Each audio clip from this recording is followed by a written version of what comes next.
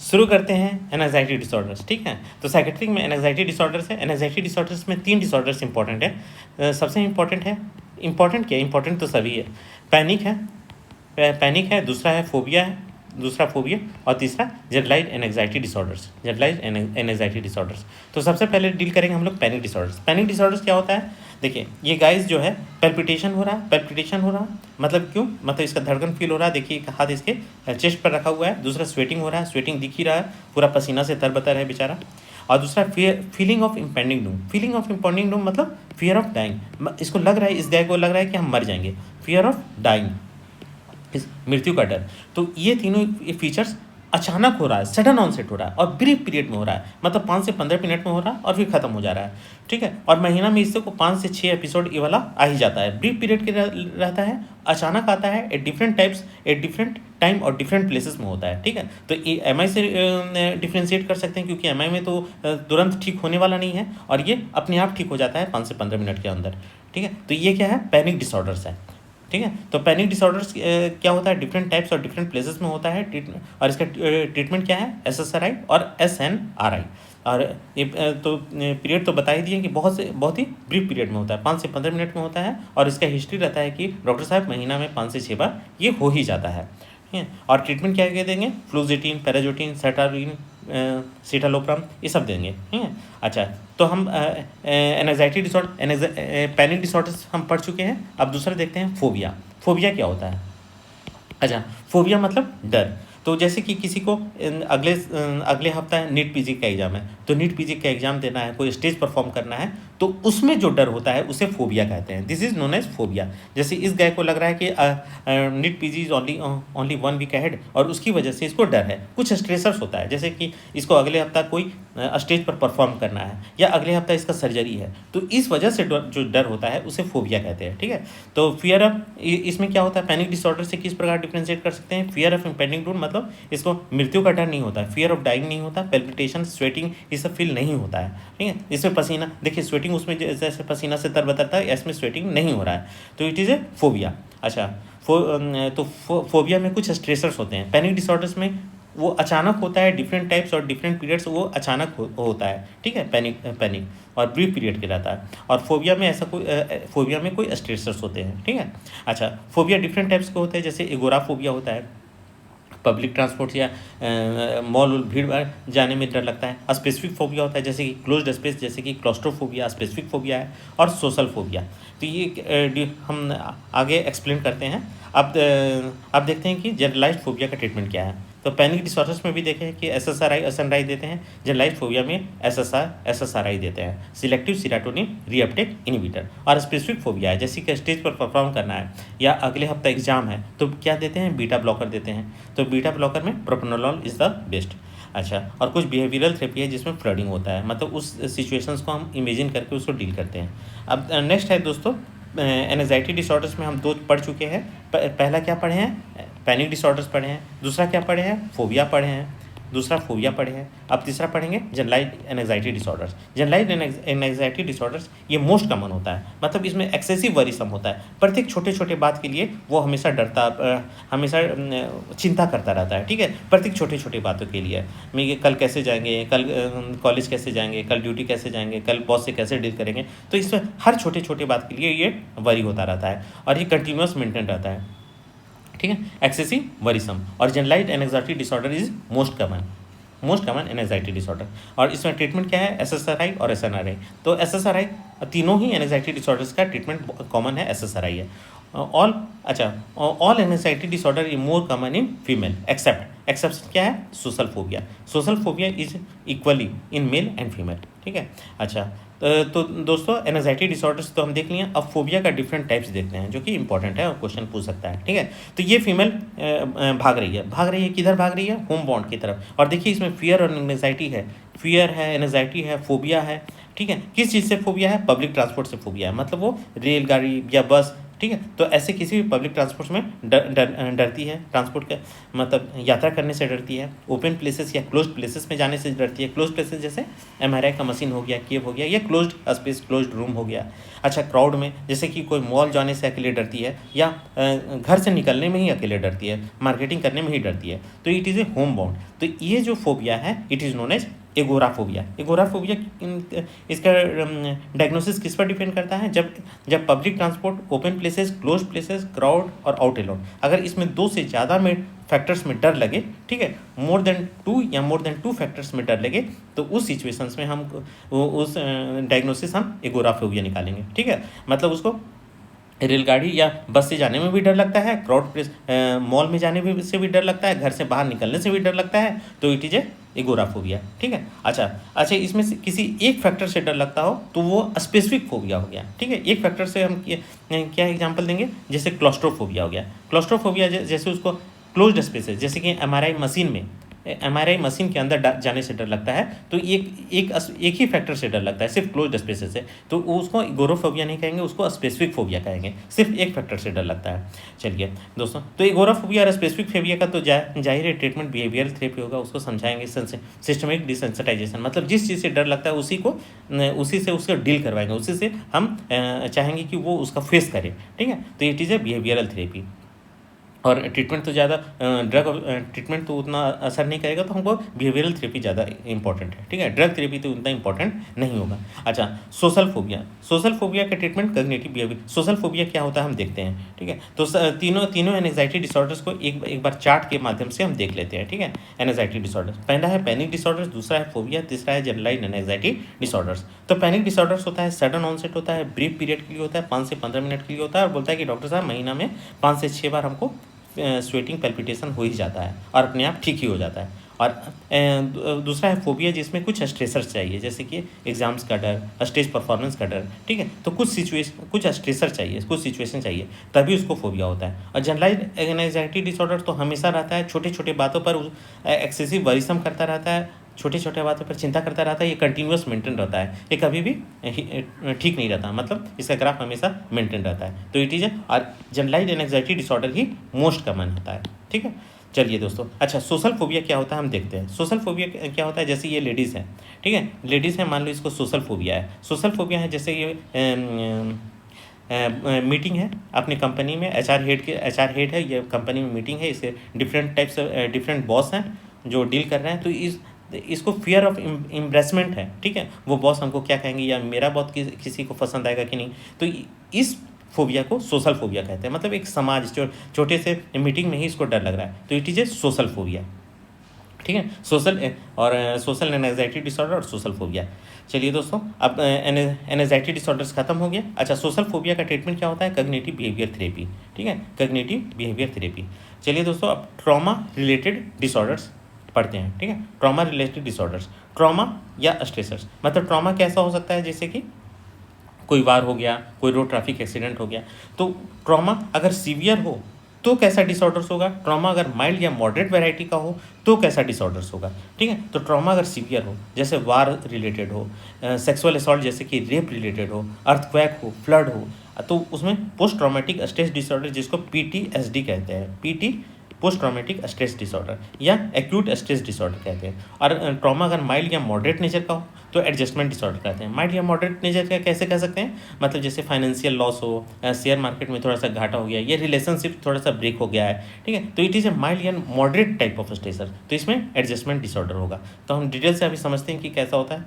जैसे कि देखिए, ये सीवियर टाइप ऑफ ट्रॉमा है, वार है, रेप है, एक्सीडेंट है, या बिल्डिंग कोलैप्स है, ठीक है, तो ये सीवियर टाइप ऑफ ट्रॉमा है, सीवियर टाइप ऑफ ट्रॉमा। उसमें से एक लेडी स्केप कर गई है, बच गई है, और बच के आफ्टर 6 डेज उसको फॉलोइंग सिम्टम्स आया है, ठीक है। तो फॉलोइंग सिम्टम क्या क्या सिम्टम्स हुआ है? जैसे ये लेडीज़ किसी बिल्डिंग कोलैप्स से बच गई है, और after 6 days she comes with following symptoms. इसको ऐसे कीजिए, इंक्लूजन, एवॉइडेंस और इरोजल, IAA सिम्टम्स याद रखिएगा। पोस्ट ट्रॉमेटिक स्ट्रेस डिसऑर्डर का सिम्टम्स होगा ये IAA। तो क्या क्या सिम्टम्स हुआ? इंट्रूजन, इरोजल और एवॉइडेंस। इंट्रूजन क्या होता है, मतलब जैसे 6 दिन के बाद उसको बार बार सपने में आता है, फ्लैशबैक आता है मेमोरी कि बिल्डिंग कोलैप्स हो रहा है, वो भाग रही है, बिल्डिंग कोलैप्स हो रहा है, वो भाग रही है। तो it is A flashback. Intrusion मतलब फ्लैशबैक हो रहा है, मतलब वो मेमोरी, वो फिल्म चल रहा है उसके पास कि बिल्डिंग कोलैप्स हो रहा है। एवॉइडेंस, फिर उस जगह से जाने डरती है कि उस बिल्डिंग के आसपास भी जाने से डरती है, या उस मतलब जैसे कि उसको पटना या रांची में उसके साथ ये एक्सीडेंट हुआ तो पटना या रांची में दोबारा जाने से डरती है, तो एवॉइड करती है, ठीक है। तो और तीसरा है हाइपर एरोजल, मतलब वो स्लीप डिस्टर्बेंस होता है या एनजाइटी होता है, तो it is A hyper aerogel. Intrusion मतलब फ्लैशबैक। एवॉइडेंस मतलब उस जगह से जाने से डरती है, या उस कार से एक्सीडेंट हुआ तो ड्राइविंग से डरती है, तो एवॉइडेंस, इट मीन्स एवॉइडेंस। और तीसरा है एरोजल। एरोजल मतलब वो, एरोजल मतलब उठ जाना, स्लीप डिस्टर्बेंस होना या एनजाइटी होना। तो ये सब सिम्टम्स है, IAA सिम्टम्स है, तो ये पोस्ट ट्रॉमेटिक स्ट्रेस डिसऑर्डर का फीचर्स है। सीवियर ट्रॉमा के क्या बोले, war, floods, accident, sexual assault, rape और बिल्डिंग कोलैप्स, ठीक है। और इसका सिम्टम्स है IAA। अच्छा दोस्तों, कभी भी आप डायग्नोसिस सीवियर ट्रॉमा के आधार पर नहीं कर सकते हैं, ठीक है। और सीवियर ट्रॉमा के आधार पर नहीं कर सकते हैं क्योंकि सिंपल उदाहरण देखिए, सिंपल एग्जांपल देखिए, ठीक है। 38 year female has road traffic accident, मतलब ये तो सीवियर ट्रॉमा हुआ, ठीक है। तो इसका आंसर तो पोस्ट ट्रॉमेटिक स्ट्रेस डिसऑर्डर होना चाहिए, ठीक है, लेकिन ऐसा नहीं है। देखिए इसका सिम्टम्स क्या क्या है, सैडनेस ऑफ मूड है, लैक ऑफ इंटरेस्ट है, पुअर स्लीप एंड एपेटाइट है। मतलब 38 ईयर्स का फीमेल है, रोड ट्रैफिक एक्सीडेंट से बच गई है, he escaped from road traffic accident and 3 weeks later he develops following symptoms, मतलब sadness of mood, lack of interest, poor sleep and appetite, ठीक है। तो ये डायग्नोसिस क्या होगा, तो आप बताइए डायग्नोसिस क्या होगा। तो इसमें एक पोस्ट ट्रॉमेटिक स्ट्रेस डिसऑर्डर में हम क्या क्या सिम्टम्स पढ़े थे, IAA इंट्रूजन मतलब फ्लैशबैक होना, वही रोड ट्रैफिक एक्सीडेंट का फ्लैशबैक होना, वो हो रहा है, नहीं हो रहा है। एवॉइडेंस मतलब वो वापस ड्राइविंग करने से या कार में चढ़ने से डरती है, AB वाला नहीं दिख रहा है। एरोजल मतलब स्लीप डिस्टर्बेंस है, इसमें स्लीप डिस्टर्बेंस है, लेकिन 2 सिम्टम्स नहीं मिल रहा है, तो it is not a post traumatic stress disorder, it is A depression. चलिए दोस्तों अब शुरू करते हैं। हाँ, तो अब वापस पुराना वाला एग्जांपल में, जैसे कि सीवियर ट्रॉमा हुआ और IAA वाला सिम्टम्स वो शो कर रहा है, ठीक है। तो अगर सिम्टम्स सॉल्यूशन रिजॉल्व हो गया लेस देन 1 मंथ में, तो it is A acute stress disorder. अगर सिम्टम्स 1 महीना से ज़्यादा में वो मतलब रिजॉल्व नहीं हो पाया और 1 महीना से ज़्यादा में कंटिन्यू है, कौन वाला सिम्टम्स, इंट्रूजन, एरोजल और एवॉइडेंस। अगर 1 महीना से ज़्यादा में कंटिन्यू है तो it is A post traumatic stress disorder. तो पोस्ट ट्रॉमेटिक स्ट्रेस डिसऑर्डर या एक्यूट स्ट्रेस डिसऑर्डर के क्या फीचर्स होना चाहिए, सीवियर ट्रॉमा होना चाहिए और 3 तो क्लिनिकल फीचर्स, ये वाला IAA कॉमन होना चाहिए, ठीक है। अच्छा, तो ट्रीटमेंट ऑफ चॉइस क्या देते हैं पोस्ट ट्रॉमेटिक स्ट्रेस डिसऑर्डर में, it is a cognitive behaviour therapy. Cognitive behaviour therapy हम अभी देखे थे कि सोशल एंजाइटी डिसऑर्डर या सोशल फोबिया में भी देते हैं। अच्छा, तो पोस्ट ट्रॉमेटिक स्ट्रेस डिसऑर्डर का फीचर्स ट्रीटमेंट है कॉग्निटिव बिहेवियर थेरेपी और eye movement and desensitisation and reprocessing यानी EMDR भी करते हैं, ठीक है। अच्छा, ड्रग ऑफ चॉइस ऑफ तो बेस्ट थेरेपी CBT ही है, ठीक है। अगर बेस्ट थेरेपी पूछे तो CBT है, अगर ड्रग ऑफ चॉइस पूछे तो SSRI, लेकिन बेस्ट ट्रीटमेंट अगर पूछे तो CBT cognitive behaviour therapy for post traumatic stress disorder. चलिए दोस्तों, तो अब सीवियर ट्रॉमा वाला हम डील कर चुके हैं, अब माइनर ट्रॉमा वाला देखते हैं, माइनर एंड मॉडरेट। तो देखिए 25 ईयर का सॉफ्टवेयर इंजीनियर है, गाइस है, ठीक है। अच्छा, अब मल्टीनेशनल कंपनी में काम करता है, ये जा रहा है, ठीक है, लेकिन लो मूड कंसंट्रेशन और sleep disturbance for past 3 months, जब से वो करंट जॉब ज्वाइन किया है तब से लो मूड डिस्टर्बेंस है, कंसंट्रेशन नहीं बन पा रहा है और स्लीप डिस्टर्बेंस है, ठीक है। तो 3 महीना से उसको ये सिम्टम्स है जब से वो करंट जॉब में ज्वाइन किया है। तो कोई सीवियर स्ट्रेस तो नहीं है, मल्टीनेशनल कंपनी में अपना जॉब ज्वाइन किया है, तो ये क्या फीचर्स है, तो क्या डायग्नोसिस होगा, तो it is A adjustment disorders. तो एडजस्टमेंट डिसऑर्डर्स इसका क्या फीचर होता है, ऑनसेट्स with in 3 month after incident, मतलब 3 मंथ के कोई भी इंसिडेंट के 3 महीना के अंदर वो इंसिडेंट होगा और resolve with in 6 month after the term of stressors. मतलब यहाँ स्ट्रेसर्स क्या है, मल्टीनेशनल कंपनी में ज्वाइन करना। तो मल्टीनेशनल कंपनी में ज्वाइन करना तो कोई तो सीवियर ट्रॉमा में तो आ नहीं सकता है, तो ये एडजस्टमेंट डिसऑर्डर होगा। और दूसरा है कि ये 3 महीना के अंदर सिम्टम शुरू हो जाएगा और लेस देन 6 मंथ में वो रिजॉल्व कर जाएगा, ठीक है। तो अच्छा, इस एडजस्टमेंट डिसऑर्डर का कुछ और स्ट्रेसर्स क्या क्या होता है, जैसे फेलियर है, मतलब शेयर मार्केट में वो लॉस कर गया है, या रिलेशनशिप्स इशू है, ठीक है, गर्लफ्रेंड धोखा दे दी, बॉयफ्रेंड धोखा दे दिया, तो it is A adjustment disorders. Adjustment disorder का सिम्टम्स 3 महीना के अंदर शुरू हो जाएगा, और इसका सिम्टम्स भी कुछ खास नहीं है, माइल्ड डिप्रेशन एंड एंजाइटी है। चलिए दोस्तों, अब शुरू करते हैं ऑब्सेसिव कंपल्सिव डिसऑर्डर, OCD। अच्छा, it is a disorder of a thought content, ठीक है, it is a disorder of thought content. और biochemical mediated is a serotonin. Biochemical mediator कौन होता है? Serotonin. Serotonin chemical formula 5ST, ठीक है, serotonin. अच्छा देखिए, ये OCD में 2 फैक्टर्स होते हैं, ऑब्सेशन होते हैं और कंपल्सन होते हैं, ठीक है। ऑब्सेशन मतलब थॉट, ऑब्सेशन से याद रखिए थॉट, इसमें भी O आता है, THOUGHT, इसमें भी O आता है, और ऑब्सेशन में भी 2 O आता है, O आता है, O आता है, ठीक है। तो obsession is a thought and compulsion is a act, मतलब वो क्या कर रहा है। तो इसका दिमाग क्या बोलता है? ऑब्सेशन करता है, your hand is dirty, your hand is dirty, your hand is dirty. मतलब ऑब्सेशन क्या है? थॉट है। इसका दिमाग जो है, ब्रेन है, इसको बोलते, इसको मजबूर कर रहा है, परेशान कर रहा है, ठीक है, कि your hand is dirty. Obsession is a thought, और कंपल्सन मतलब ये एक्ट करने के लिए मजबूर हो जाता है, अपना हाथ धोने के लिए मजबूर होता है, तो it is a compulsion, acts perform in response to obsession. Obsession मतलब इसका दिमाग बोलता है कि आपका तुम्हारा हाथ गंदा है, और कंपल्सन, और इस वजह से वो एक्ट करता है अपना हाथ धोने के लिए, ही परफॉर्म्स एक्ट, ठीक है। तो इट इज़ ए OCD। अच्छा, OCD में मोस्ट ऑब्सेशन होता है, तो उस समय मोस्ट कॉमन सिम्टम्स देखेंगे। कंपल्सन यानी एक्ट में मोस्ट कॉमन सिम्टम्स क्या है? अलग अलग है। मोस्ट कॉमन सिम्टम्स ऑब्सेशन है कंटामिनेशन, मतलब उसका हाथ गंदा है, ठीक है। Most common symptoms contamination. अच्छा, मोस्ट कॉमन सिम्टम्स और कंपल्सन इज चेकिंग, ठीक है। तो इसमें क्या है? चेकिंग है, चेक करता रहता है, लॉक लगा है कि नहीं है, ठीक है, ताला लगा हुआ है कि नहीं है, वो चेक करता रहता है। और सेकंड है वॉशिंग। तो ये कंपल्सन्स का मोस्ट कॉमन सिम्टम्स है। अच्छा, ये पूछेगा most common pattern of OCD contamination और वॉशिंग। तो most common pattern of OCD पूछेगा तो इट इज़ ए कंटामिनेशन, और क्वेश्चन यही पूछता है। तो most common pattern of OCD is contamination, और नेक्स्ट है वॉशिंग। कंटामिनेशन नहीं रहेगा तो वॉशिंग कर दीजिएगा। अच्छा, ईगो डिस्टॉनिक, मतलब it is a features very common, कभी कभी पूछता है which ego dystonics is common in OCD, मतलब नॉट एग्रीबल टू सेल्फ, मतलब उसे खुद भी वो स्वीकार नहीं कर पाता। It is a ego dystonic. अगर ईगो डिस्टॉनिक टर्म आया तो आप OCD मार दीजिएगा, ठीक है। OCD is also associated with depressions, मतलब बार बार कंपल्सन और ऑब्सेशन की वजह से वो डिप्रेस में चल जाता है। Drug of choice is SSRI, क्योंकि इसमें किस बायोकेमिकल लोचा होता है? सीरोटोनिन का होता है। तो क्या देंगे? कोई ऐसा ड्रग देंगे जो सीरोटोनिन का लेवल को बढ़ा दे, दैट इज SSRI। लेकिन बेस्ट क्या होता है? Clomipramine is the best. It is a TCA, clomipramine tricyclic antidepressant है। ये इसे बेस्ट, इसे गोल्ड स्टैंडर्ड माना गया है आज के लिए, ठीक है। Clomipramine is the best. और कुछ एंटीसाइकोटिक्स भी है, अगमेंट्स करते हैं, ठीक है, रिस्पेरेटोन और एरिपिप्राजोल, ठीक है। तो ड्रग ऑफ चॉइस है OCD, ड्रग ऑफ चॉइस है। लेकिन साइकोथेरेपी ऑफ चॉइस है CBT। साइकोथेरेपी ऑफ चॉइस अभी CBT किसका देख लिए थे?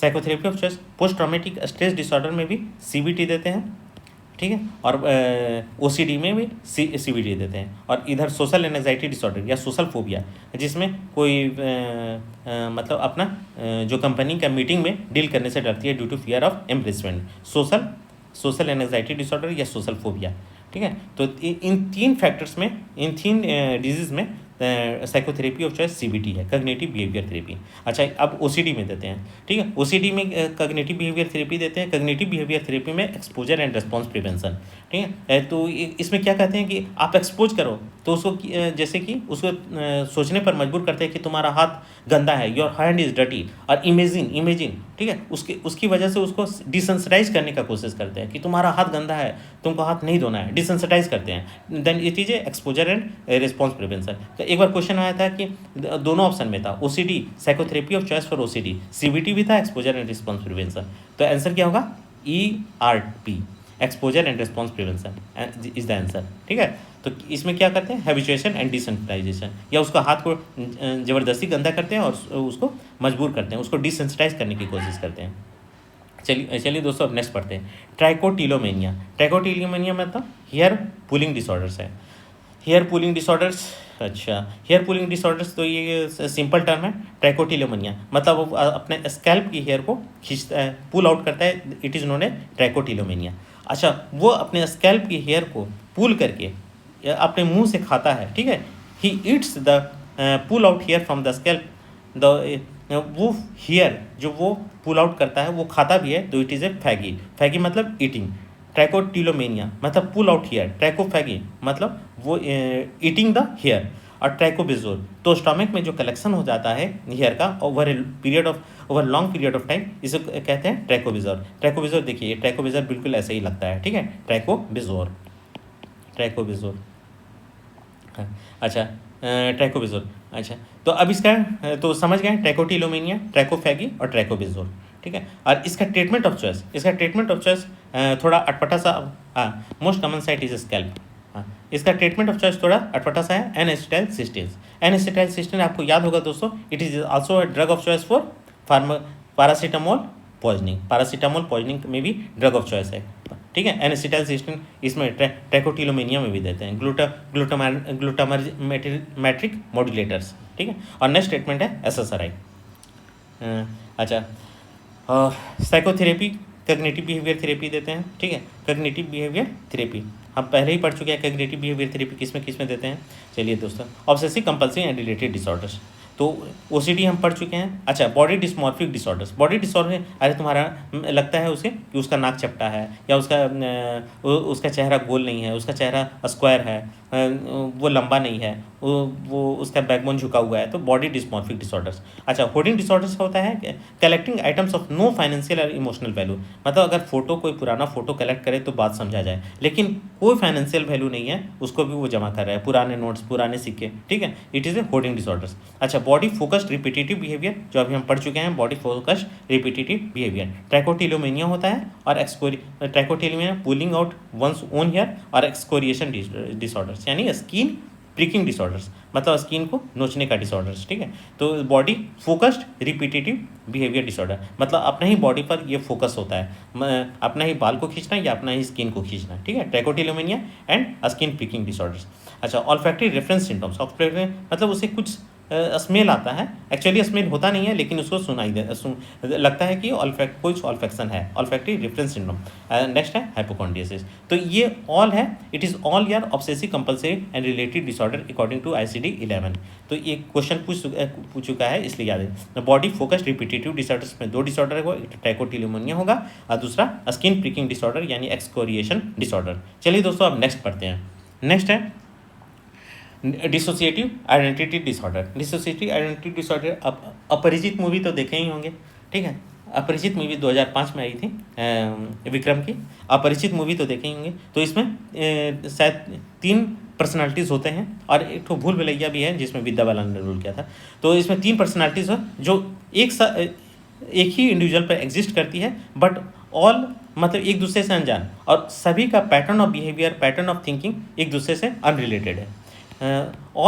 तो जो कैरेक्टर्स उसमें डेवलप होते हैं उसे एल्टर्स कहते हैं। मतलब उसमें अपरिचित में 3 एल्टर्स होते हैं, अपरिचित में 3 एल्टर्स, और भूल भुलैया में 2 एल्टर्स होते हैं। तो अपरिचित में 3 एल्टर्स होते हैं, एक तो रोमांटिक होता है, एक तो एक्शन होता है, एक तो बहुत ही मासूम सा हॉनेस्ट होता है। तो डिफरेंट, तो सबका थिंकिंग और बिहेवियर अलग होता है, और तीनों एक दूसरे से अलग सोचते हैं, अलग अनजान रहते हैं, ठीक है। और फ्रीक्वेंट, और उन दोनों में शिफ्टिंग होता है, एल्टर्स का जो शिफ्टिंग होता है बहुत ही फ्रीक्वेंट होता है। तो greater than 2 personalities exist in an individual with only 1 evident at a time, और एक समय में तो एक ही एल्टर्स एग्जिस्ट करेगा, और उन सभी में जो होता है फ्रीक्वेंट शिफ्टिंग होता है, ठीक है। तो इट इज क्या है, डिसोसिएटिव आइडेंटिटी डिसऑर्डर या मल्टीपल पर्सनैलिटी डिसऑर्डर्स, ठीक है। नाम में ही है, मल्टीपल मतलब ढेर सारा, पर्सनालिटी मतलब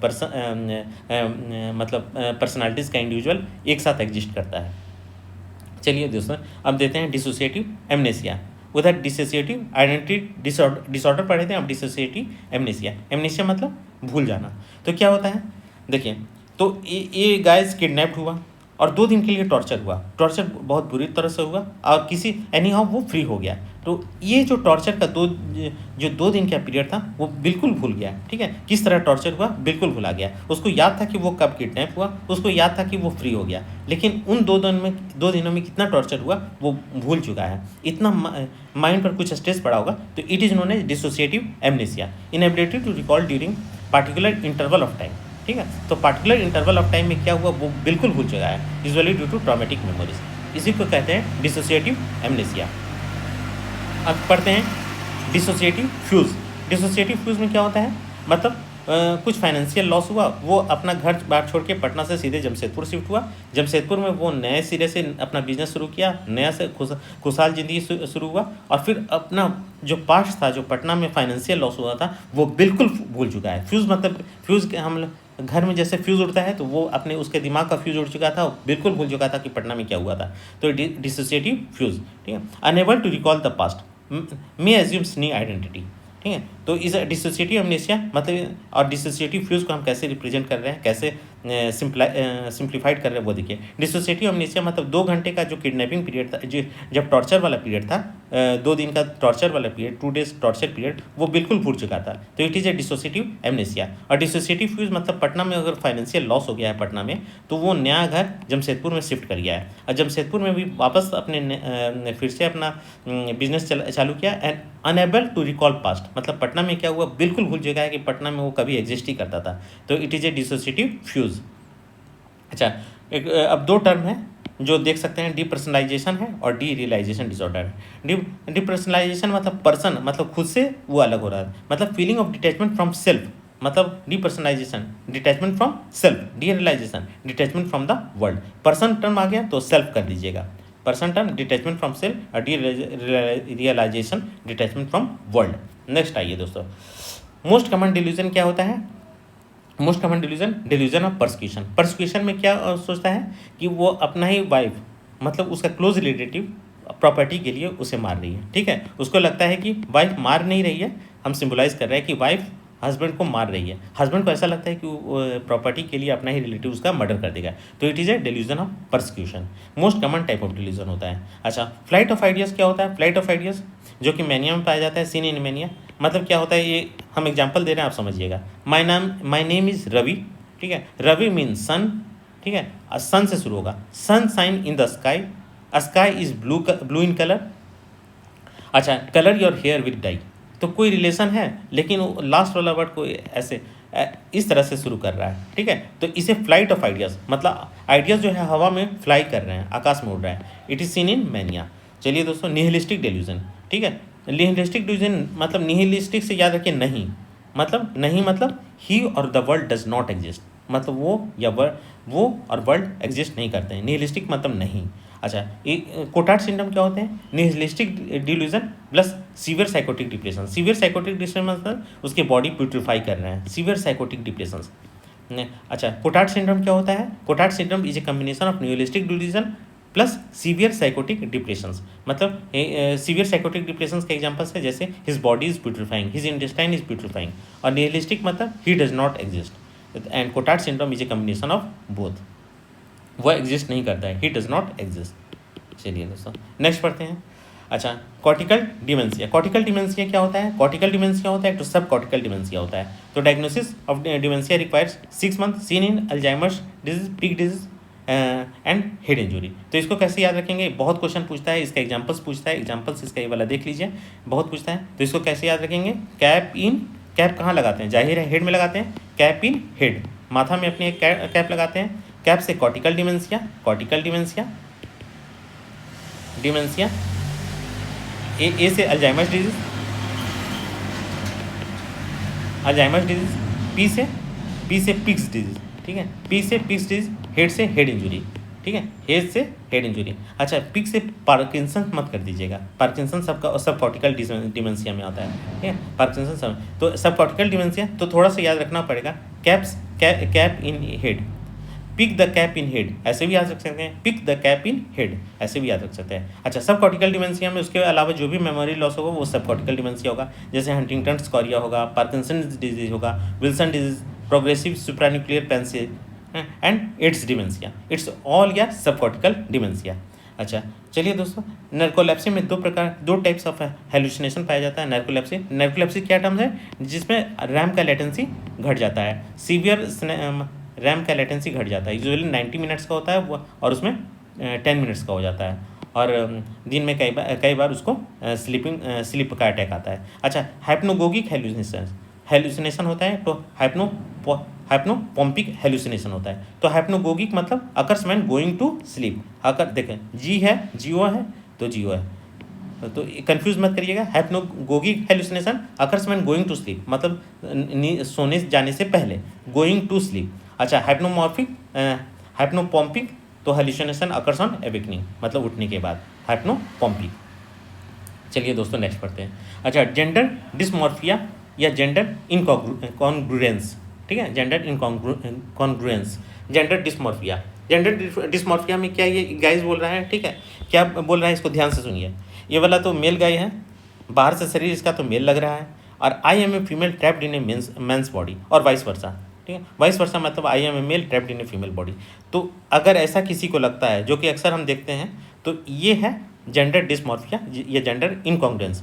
इसका डिस्कम्फर्ट है, it is not like penis, ठीक है, वो चाहता है कि वेजिना होता तो ज़्यादा अच्छा रहता। तो इसको जो सर्जरी, तो हम इसका ट्रीटमेंट क्या कर सकते हैं, या तो इसका माइंड को शेयर कर दें, माइंड को चेंज कर दें कि तुम नहीं, तुम मेल हो, मेल बॉडी है तो तुम मेल ही बन के रहो। तो ऐसा तो हम कर नहीं सकते हैं, तो इसका ट्रीटमेंट होता है रीअसाइनमेंट ऑफ सर्जरी। मतलब उसको हम बाध्य नहीं कर सकते कि तुम अपना सेक्स चेंज करवा सकता है। इसको कहते हैं reassignment of surgery, reassignment of surgery for sex change, surgery या सेक्स रीअसाइनमेंट फॉर सर्जरी। मतलब वो उसमें आर्टिफिशियल वेजाइना लगाना पड़ता है। अगर मेल है वो फीमेल बनना चाहता है तो आर्टिफिशियल वेजाइना लगाना पड़ता है, और हार्मोनल ट्रीटमेंट देना पड़ता है ताकि कुछ फीमेल हार्मोन उसमें आ जाए और फीमेल कैरेक्टर से डेवलप हो जाए। चलिए दोस्तों, कुछ मंथ वाला डायग्नोसिस देख लेते हैं। अच्छा, डिस्थाइमिया और साइक्लोथेमिया, इसके डायग्नोसिस के लिए ज़रूरी है कि 2 ईयर का हिस्ट्री हो। डिस्थाइमिया क्या होता है, माइल्डर फॉर्म ऑफ डिप्रेशन है। डिप्रेशन का माइल्डर फॉर्म है डिस्थाइमिया। बाइपोलर डिसऑर्डर का माइल्डर फॉर्म है साइक्लोथाइमिया। बाइपोलर डिसऑर्डर का माइल्डर फॉर्म है साइक्लोथाइमिया। ये दोनों को कब कंफर्म करेंगे, जब हिस्ट्री 2 ईयर से ज़्यादा हो। साइजोफ्रेनिया के लिए 6 मंथ है तो सब जानते हैं, ठीक है। डिप्रेशंस के लिए जो सिम्टम्स है, कोर फीचर्स है, वो ग्रेटर देन 2 वीक हो, ग्रेटर देन 2 वीक हो। कोर फीचर्स क्या होता है, EMI, ई से एनर्जी, एम से मूड, आई से इंटरेस्ट, लॉस ऑफ इंटरेस्ट। तो ये सब कोर फीचर्स 2 वीक से ज़्यादा हो तो डिप्रेशन कहेंगे। अच्छा, 3 महीना वाला डिसऑर्डर्स है एडजस्टमेंट डिसऑर्डर्स, ठीक है, जिसमें ट्रॉमा वाला होता है।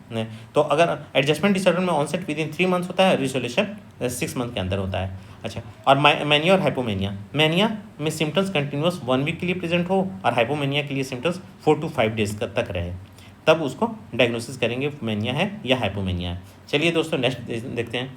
Most common cause of suicide overall, most common cause of suicide overall is depression.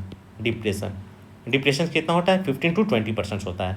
और नेक्स्ट इज सिजोफ्रेनिया। सिजोफ्रेनिया भी प्रीमेच्योर डेथ का सबसे इंपॉर्टेंट कारण सुसाइड ही होता है, ठीक है। तो जहाँ कहीं भी देखते हैं कि न्यूज़ में आ रहा है सुसाइड हो रहा है, तो सबसे इंपॉर्टेंट कारण होता है डिप्रेशन, और उसके बाद होता है schizophrenia. Suicide behaviour is due to decrease of serotonin या 5-HT, ठीक है। तो HI is a metabolite product of serotonin या 5-HT। HIA is a metabolite of 5-HT यानी सीरोटोनिन। अच्छा, serotonin level also decrease in OCD में भी serotonin level, क्योंकि OCD में भी डिप्रेशन पाया जाता है, याद रखिएगा। OCD is also associated with secondary depression, इसलिए OCD में भी सीरोटोनिन का लेवल घट जाता है। चलिए दोस्तों, depression is associated with decrease in dopamine, इसको याद रखिएगा। डिप्रेशन में DNS घटता है, डोपामिन, नॉरएपिनेफ्रिन, सीरोटोनिन तीनों घट जाता है। अच्छा, anxiety is associated with, anxiety में जैसे इम्पेंडिंग डूम होता है, पैल्पिटेशन होता है, स्वेटिंग होता है, तो नॉरएपिनेफ्रिन, नॉरएड्रेनालिन बढ़ जाएगा। ये वाला तो दिमाग लगाने वाला चीज़ है, आप कॉमन सेंस से सोच सकते हैं। और दूसरा, गाबा और सीरोटोनिन घटता है। चलिए, कुछ एंटी सुसाइडल ड्रग्स का नाम जो प्रिस्क्राइब करते हैं जिसमें सुसाइडल टेंडेंसी हो, उसमें देते हैं लिथियम है, केटामीन है, और क्लोजापिन है। क्लोजापिन इज एटिपिकल एंटीसाइकोटिक है। अच्छा, केटामीन एक नया है, एस्केटामीन आया है, जो कि नेजल स्प्रे है, बहुत ही रैपिडली एक्ट करता है, ठीक है, इट एक्ट्स वेरी फास्टली। अच्छा, लिथियम का जो मिली इक्विवेलेंट चाहिए वो बहुत ही थेरेप्टिक रेंज बहुत ही कंसाइज होता है, अराउंड 1 याद रखिएगा, ठीक है, अराउंड 1 होना चाहिए तो फॉर बेटर रिजल्ट। अच्छा, non pharmacological method for treatment of depression is क्या होता है, इलेक्ट्रिक कन्वल्सिव थेरेपी, ठीक है। तो क्या होता है, अच्छा, इसके प्री रिक्वेस्ट क्या होता है? इलेक्ट्रिक कार्डियोलॉजी जैसे कि सीवियर डिप्रेशन का पेशेंट है, उसमें सुसाइड का टेंडेंसी है, तो हम ईसीटी देंगे। ईसीटी का प्री रिक्वेस्ट क्या होता है? मेथोक्सिडोल देते हैं एज एनेस्थेटिक एजेंट, और मसल रिलैक्सेंट देते हैं, सक्सिनाइल कोलिन लाइक ड्रग्स देते हैं। तो इसको कैसे याद रख सकते हैं? देखिए, for success in EC math is important. For success in EC math is important, math important है। सक्सेस मतलब सक्सिनाइल कोलिन, EC मतलब ECT electric convulsive therapy, math से मेथोहेक्सिटॉल। तो याद रखिएगा दोनों drugs methohexitol for anaesthetic agent और succinyl choline for muscle relaxant, ECT से पहले देंगे। अच्छा, इलेक्ट्रॉन प्लेसमेंट कहाँ करेंगे? फ्रंटोटेम्पोरल में। इंडिकेशन कब होगा? जब डिप्रेशन में सुसाइड का रिस्क बहुत ज़्यादा है, तब करेंगे। अच्छा, इसका साइड इफेक्ट देख लीजिएगा। एमनेसिया होता है, हेडेक होता है, और हेडेक एमनेसिया जो होता है रिवर्सिबल हो जाता है 48 to 72 आवर्स में। अच्छा, अल्जाइमर्स डिजीज में कुछ इंपॉर्टेंट फीचर्स है वो देख लेते हैं, जो आपको पैथो में भी काम होगा। Extra cellular accumulation of beta amyloids और intra cellular accumulation of tau proteins. इसको कैसे याद रखेंगे? ठीक है, इसको कैसे याद रखेंगे? Bachelor engineering PE in IT sector, IT department with number 1 position, B नहीं तो बी इन IT डिपार्टमेंट, ये भी कर सकते हैं। बी मतलब बीटेक जो जानते हैं, बैचलर ऑफ इंजीनियरिंग, बी या बीटेक एक ही होता है। B in IT department with number 1। B से क्या होता है? बी से बीटा एमोलॉइड, ई से एक्स्ट्रा सेलुलर। ये क्वेश्चन पूछता है, इसलिए आप याद रखिएगा कौन एक्स्ट्रा सेलुलर है, कौन इंट्रा सेलुलर है। बी से बीटा एमोलॉइड, ई से एक्स्ट्रा सेलुलर, आई से इंट्रा सेलुलर, टी से टॉप प्रोटीन, और नंबर 1 से प्रीसेनिलिन 1 इज मोस्ट इंपॉर्टेंट दैट 2। चलिए दोस्तों, अब नेक्स्ट देखते हैं CVT किस में इंपॉर्टेंट है? OCT में है, पोस्ट ट्रॉमेटिक स्ट्रेस डिसऑर्डर में है, और सोशल एंजाइटी डिसऑर्डर में है, सोशल फोबिया या सोशल एंजाइटी डिसऑर्डर। अच्छा, नॉर्मल प्रेशर हाइड्रोकेफलस में 3 इंपॉर्टेंट फीचर्स होता है। डिमेंशिया होता है, यूरिनरी डिस्टर्बेंस होता है, यूरिनरी इनकंटिनेंस होता है, और गेट डिस्टर्बेंस होता है। इसको कैसे याद रखेंगे? नॉर्मल प्रेशर हाइड्रोसेफलस में गड पाया जाता है, गड। जी से गेट डिस्टर्बेंस, यू से यूरिनरी इनकंटिनेंस, और डी से डिमेंशिया। ठीक है, नॉर्मल प्रेशर में। अच्छा, Huntington's chorea is a defect in GABAergic neurons. तो हंटिंगटन्स कोरिया तो डिफेक्ट होता है एक क्रोमोसोम 4 में। अच्छा, इसमें क्या होता है? ट्राइनिक्लोटाइड, कभी पूछन पूछता है, CAG ट्राइनिक्लोटाइड रिपीट्स होता है। और क्लिनिकल फीचर्स कब होता है? 4 डिकेड में। सिम्टम्स होता है गोरिया, डिमेंशिया, मेमोरी लॉस, ये सब होता है। तो इसको कैसे याद रखेंगे? अच्छा, आप कैग का नाम सुने होंगे, जो कि ऑडिट करता है सभी डिपार्टमेंट्स को। कैग फॉर हंटिंग, सभी डिपार्टमेंट हंटिंग। तो कैग सभी डिपार्टमेंट से लेखा जोखा रखता है कि कितना कैग हमारे जो इंडिया में होते हैं, वो सभी डिपार्टमेंट में कितना पैसा यूज़ हुआ, कितना खर्च हुआ, कितना घोटाला हुआ। तो ये सब 10,000 करोड़ का ऑडिट मिल ही नहीं रहा है, तो ये कैग देखते हैं। तो कैग फॉर हंटिंग, कैग से CAG जो कि ट्राइनिक्लोटाइड रिपीट है, CAG 4 से 4 याद रखिए, 4 डिकेड में होता है, क्रोमोसोम्स 4 में पाया जाता है। और हंटिंग से हंटिंगटन्स कोरिया।